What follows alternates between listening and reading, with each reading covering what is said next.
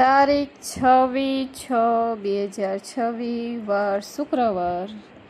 વૈષ્ણવું સારંગપુરનું 17મું સ્વામિનારાયણ હરે સંવત 1877 ભાદરવા સુદ છઠને દિવસ સંધ્યા સમયે શ્રીજી મહારાજ ગામ શ્રી સારંગપુર મધ્યે જીવા ખાચરના ઓરડાની ઓસરીએ ઢોલિયા ઉપર બિરાજમાન છે અને સર્વ શ્વેત વસ્ત્ર ધારણ કર્યા છે ને પોતાના મુખારવિંદની આગળ મુનિ તથા દેશ દેશના હરિભક્તની સભા ભરાઈને બેઠી છે. પછી શ્રીજી મહારાજ બોલ્યા, જે ભગવાનના ભજનનો કરનારો જે જીવ તેની દ્રષ્ટિ જેમ જેમ સૂક્ષ્મ થતી જાય છે તેમ તેમ એને પરમેશ્વરનું પરપરનું જણાતું જાય છે ને ભગવાનનો મહિમા પણ અધિક જણાતો જાય છે. તે જ્યારે એ ભક્ત પોતાને દેહરૂપ માનતો હોય ત્યારે ભગવાનની જાગ્રત સ્વપ્ન સુષુપ્તિના સાક્ષી જાણી અને જ્યારે પોતાની જાગ્રત સ્વપ્ન સુષુપ્તિ થકી પર માને ત્યારે ભગવાન તે થકી પર ભાસે છે. પછી જેમ જેમ સૂક્ષ્મ દ્રષ્ટિ થતી જાય તેમ તેમ તે ભગવાનને પોતા થકી પર જાણતો જાય અને મહિમા પણ વધતું સમજતો જાય અને પછી જેમ જેમ પોતાની વૃત્તિ હેત કરીને ભગવાન સંગાથે ચોંટતી જાય તેમ તેમ ઉપાસના સુધી દ્રઢ થતી જાય. ત્યાં દ્રષ્ટાંત છે, જે સમુદ્ર છે તેને વિશે કીડી પણ જઈને પાણી પીવે અને ચકલું પણ પીવે ને મનુષ્ય, પશુ, ઘોડા, હાથી તથા મોટા મોટા મગરમચ્છ એ સર્વ સમુદ્રનું જર પીને બર્યા થાય છે, પણ સમુદ્ર લેશ માત્ર ઓછો થતો નથી. એમ જેમ જેમ જીવ જેવું મોટું ગજું હોય તે જીવ તે પ્રમાણે સમુદ્રનો મહિમા વધુ જાણે છે.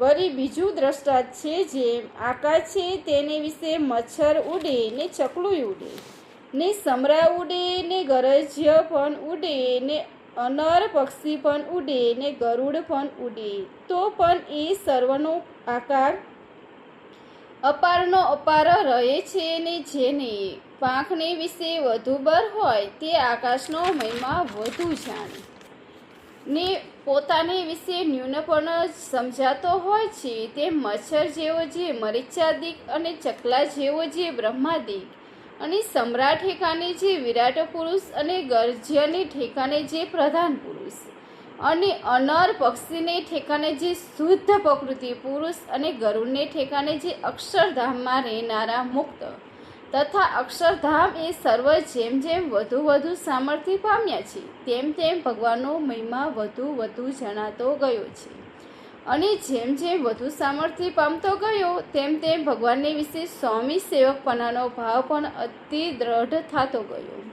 અને જ્યારે ભજનનો કરનારો જીવરૂપે હતો ત્યારે એ જીવમાં અખોત જેટલો પ્રકાશ હતો. પછી જેમ જેમ ભગવાનનું ભજન કરતાં આવરણ ટળતું ગયું તેમ તેમ દીવા જેવો થયો, પછી મસાલ જેવો થયો, પછી અગ્નિની જ્વારા જેવો થયો, પછી દાવાનળ જેવો થયો, પછી વીજળી જેવો થયો, પછી ચંદ્રમા જેવો થયો, પછી સૂર્ય જેવો થયો, પછી પ્રલયકાર અગ્નિ જેવો થયો, પછી મહાતેજ જેવો થયો. એવી રીતે પ્રકાશ પણ વૃદ્ધિને પામ્યો અને સામર્થ્ય પણ વૃદ્ધિ પામી ને સુખ પણ વૃદ્ધિ પામ્યું. એવી રીતે અખોદથી કરીને મહાતેજ પ્રવૃત્ત આ મધ્યને અંત જે ભેદ રહ્યા તે સર્વ મુક્તના ભેદ છે તે જેમ જેમ અધિક સ્થિતિમાં પામતા ગયા ને ભગવાનનો મહિમા અધિક જાણતા ગયા તેમ તેમ મુક્તપણાનો વિશેષપણું આવતું ગયું. એમ કહીને શ્રીજી મહારાજ જય સચ્ચિદાનંદ કહીને ઉઠ્યા. પછી આંબલીની ડાળખીએ ઝાલીને ઉગમને મુખારવિંદે ઊભા રહ્યા થકા બોલ્યા છે, જેમ પૂનમના ચંદ્રમાનું મંડળ હોય તે અહીંથી તો નાની થાળી જેવું દેખાય છે, પણ જેમ જેમ એની સમીપ જાય તેમ તેમ મોટું જણાવતું જાય. પછી અતિશય ટુકડો થાય ત્યારે તો દ્રષ્ટિ પણ પહોંચી શકે નહીં એવું મોટું જણાય. તેમ માયારૂપી અંતરાય ટાળીને જેમ જેમ ભગવાનને ઢૂંઢકું થવાય છે તેમ તેમ ભગવાનનો પણ અતિ અપાર મોટપ જણાતી જાય છે અને ભગવાનનો વિશે દાસપણું પણ અતિ દ્રઢ થતું જાય. ઇતિ વૈષ્ણવમૂર્ત સારંગપુરનું 17મું થયું. એમાં શ્રીજી મહારાજે કહ્યું છે, અમારો ભક્ત પોતાને દેહરૂપ માની ત્યારે અમને સાક્ષી જેવો એટલે પ્રધાનપતિ પુરુષ જેવો જાણે, અને પોતાને સાક્ષી રૂપ માને ત્યારે અમને સાક્ષીથી પર છે મૂળ પુરુષ જેવો જાણે. ત્યાર પછી સૂક્ષ્મ દ્રષ્ટિ થવા માંડે. તેમ જેમ જેમ સમદ્રષ્ટિ થતી જાય તેમ તેમ અમને પોતાની પર જાણતો જાય અને અમારો મહિમા વધુ વધુ સમજતો જાય અને અમારી ઉપાસના દ્રઢ થતી જાય અને અમારે અતિ અપાર મોટપ જણાતી જાય અને અમારે વિશે દાસપણું અતિ દ્રઢ થતું જાય. અને ભજનનો કરનારો જીવરૂપ હતો ત્યારે તેનો અખોત જેટલો પ્રકાશ હતો, પછી દેવો જેવો થાય છે, પછી મસાલ જેવો થાય છે, પછી જ્વારા જેવો થાય છે, પછી દાવાનળ જેવો થાય છે, પછી વીજળી જેવો થાય છે, પછી ચંદ્ર જેવો થાય, પછી સૂર્ય જેવો થાય છે, પછી પલયકાયના અગ્નિ જેવો થાય, પછી મહાતેજ જેવો થાય. એવી રીતે સુખ સામર્થ્યને પ્રકાશ તે વૃદ્ધિ પામે છે ત્યારે એ ભક્તને અમારે વિશે દાસપણું અતિ દ્રઢ થતું જાય છે. એ બાબત શ્રીજી મહારાજે કહી.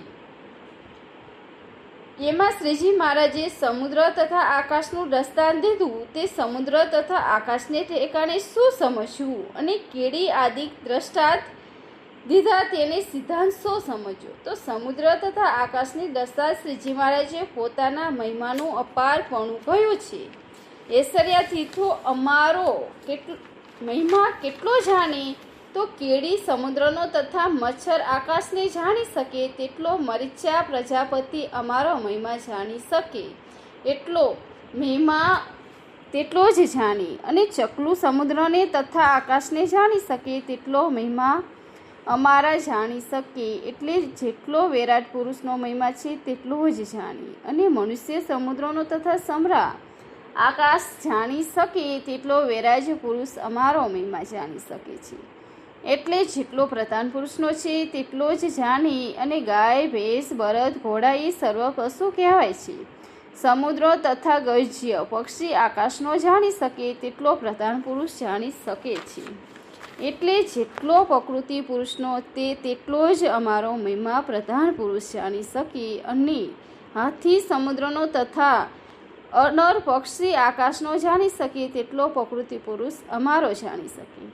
એટલે જેટલો અક્ષર મહિમા છે તેટલો જ અમારો પ્રકૃતિ પુરુષ જાણી શકે છે. અને મગર મત્સ્ય સમુદ્ર તથા ગરુડ આકાશને જાણી શકે તેટલો મહિમા મૂળ અક્ષર તથા મુક્ત અમારો જાણી શકે, પણ કોઈ અમારો મહિમા યથાર્થ જાણી શકતા નથી.